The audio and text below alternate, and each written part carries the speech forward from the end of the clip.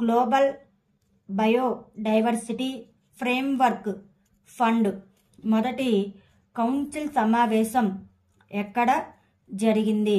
United states. ఇటీవల వార్తల్లో చూసిన మధుబాబు పెన్షన్ యోజన ఏ రాష్ట్రంతో అనుబంధించబడింది? ఒడిశా రాష్ట్రంతో. సైన్స్ రంగంలో మహిళలను ప్రోత్సహించేందుకు కేంద్ర ప్రభుత్వం ఏ పోర్టల్ను ప్రారంభించింది? స్వాతి పోర్టల్. గుప్తేశ్వర్ ఫారెస్ట్ ఏ రాష్ట్రం యొక్క కొత్త జీవ వైవిధ్య వారసత్వ ప్రదేశంగా ప్రకటించబడింది? ఒడిశా రాష్ట్రం. ఏ దేశం ఇటీవల కొత్త వర్కింగ్ లా బిల్లును ప్రవేశపెట్టింది? ఆస్ట్రేలియా దేశం. రాష్ట్ర బయోడైవర్సిటీ హెరిటేజ్ సైట్గా గుర్తించబడిన గుప్తేశ్వర్ ఫారెస్ట్ ఏ రాష్ట్రంలో ఉంది? ఒడిశా రాష్ట్రంలో. యునైటెడ్ వరల్డ్ రెజ్లింగ్ ఇటీవల ఏ దేశానికి చెందిన రెజ్లింగ్ ఫెడరేషన్ సస్పెన్షన్ను ఉపసంహరించుకుంది? భారతదేశం. భారతదేశం ఏ ద్వీప సమూహంలో కొత్త నావికా స్థావరాన్ని ఏర్పాటు చేయబోతుంది? మినికామ్ మరియు అగట్టి.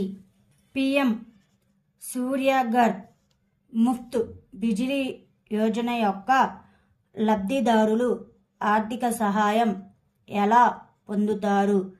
వారి బ్యాంకు ఖాతాల్లో నేరుగా సబ్సిడీల ద్వారా. ఫిబ్రవరి 9, 2024న ఐఐటి గౌహతి యొక్క సెంటర్ ఫర్ నానో టెక్నాలజీలో ఏమి ప్రారంభించబడింది? స్వస్థ ప్రాజెక్ట్ మరియు ISO 5/6 క్లీన్ రూమ్. స్వస్థ ప్రాజెక్టు యొక్క లక్ష్యం ఏమిటి? అధునాతన నానో ఎలక్ట్రానిక్ థెరానాస్టిక్ పరికరాల ద్వారా ఆరోగ్య సంరక్షణలో విప్లవాత్మక మార్పులకు. ఆస్ట్రేలియాలోని పెర్త్లో జరిగిన 7వ హిందూ మహాసముద్ర సదస్సు యొక్క థీమ్ ఏమిటి?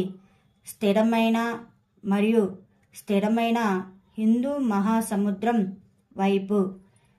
7వ హిందూ మహాసముద్ర సదస్సును నిర్వహించడానికి విదేశీ వ్యవహారాల మంత్రిత్వ శాఖ మరియు విదేశీ వ్యవహారాలు మరియు వాణిజ్య శాఖతో ఏ సంస్థ సహకరించింది? India foundation. ఏ రాష్ట్ర ప్రభుత్వం స్వయం పథకాన్ని ఇటీవల ప్రారంభించబడింది? ఒడిశా రాష్ట్ర ప్రభుత్వం. ఇటీవల కాజీ నేము ఏ రాష్ట్రానికి చెందిన రాష్ట్ర ఫలంగా గుర్తించబడింది? అస్సాం రాష్ట్రానికి చెందిన. దేశంలో ఫుట్బాల్ ఆటను ప్రోత్సహించడానికి విద్యా మంత్రిత్వ శాఖ ఎవరితో ఒప్పందం కుదుర్చుకుంది? ఫిఫా. భారతదేశపు మొదటి చీఫ్ ఆఫ్ డిఫెన్స్ స్టాఫ్ దివంగత జనరల్ బిపిఎన్ రావత్ విగ్రహాన్ని ఎక్కడ ఆవిష్కరించారు? డెహ్రాడూన్. ఇటీవల వార్తల్లో కనిపించిన నాజుల్ ల్యాండ్ ఏ రాష్ట్రంతో సంబంధం కలిగి ఉంది? ఉత్తరాఖండ్. వార్తల్లో కనిపించిన కవాల్ టైగర్ రిజర్వ్ ఏ రాష్ట్రంలో ఉంది? తెలంగాణ స్టేట్. ఇటీవల వార్తల్లో కనిపించే దక్షిణ భారత్ సాంస్కృతిక కేంద్రం భారతదేశంలోని ఏ నగరంలో స్థాపించింది?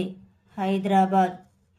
ఇటీవల యూపీఐ చెల్లింపు వ్యవస్థ ఏ 2 దేశాల్లో ప్రారంభించింది? శ్రీలంక మరియు మారిషస్. ఇటీవల వార్తల్లో చూసిన అలాస్కా ఫాక్స్ అంటే ఏమిటి? DNA virus.